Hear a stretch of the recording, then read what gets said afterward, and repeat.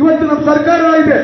ನಮ್ಮ ಸರ್ಕಾರ ಏನಾದರೂ ಹೆಚ್ಚಿನ ಸೀಟ ಲೋಕಸಭೆಯಲ್ಲಿ ನಾವು ಗಳಿಸಲಿಲ್ಲ ಅಂತಂದ್ರೆ ನೈತಿಕ ಹೊಣೆ ಮತ್ತು ಸಿದ್ದರಾಮಯ್ಯ ಅವರು ರಾಜೀನಾಮೆ ಕೊಡಬೇಕಾಗುತ್ತೆ. ಆ ಒಂದು ಕಾರಣಕ್ಕೆ ಅತ್ಯಂತ ಪ್ರಾಮಾಣಿಕವಾಗಿ ಬಡವರ ಪರ, ಶೋಷಿತರ ಪರ ಕೆಲಸ ಮಾಡ್ತಕ್ಕಂಥ ಸಿದ್ದರಾಮಯ್ಯನವ್ರನ್ನ ಉಳಿಸ್ತಕ್ಕಂಥ ಕೆಲಸವನ್ನ ನಾವೆಲ್ಲರೂ ಸೇರಿ ಮಾಡ್ತಕ್ಕಂಥ ಕೆಲಸವನ್ನ ಮಾಡಬೇಕಾಗುತ್ತೆ.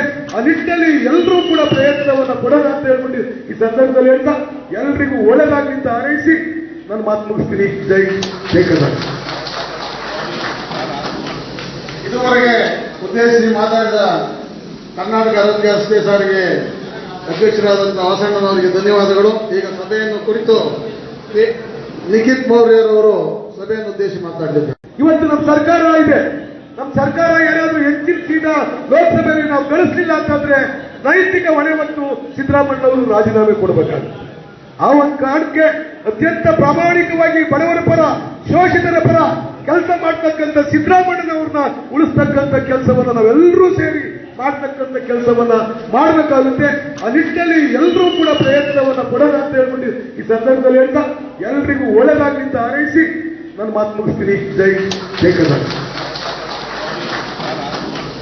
ಇದುವರೆಗೆ ಉದ್ದೇಶಿಸಿ ಮಾತಾಡಿದ ಕರ್ನಾಟಕ ಆರೋಗ್ಯ ರಸ್ತೆ ಸಾರಿಗೆ ಅಧ್ಯಕ್ಷರಾದಂತಹ ವಾಸಣ್ಣನವರಿಗೆ ಧನ್ಯವಾದಗಳು. ಈಗ ಸಭೆಯನ್ನು ಕುರಿತು ನಿಖಿತ್ ಮೌರ್ಯರವರು ಸಭೆಯನ್ನು ಉದ್ದೇಶಿಸಿ ಮಾತಾಡಲಿದ್ದಾರೆ.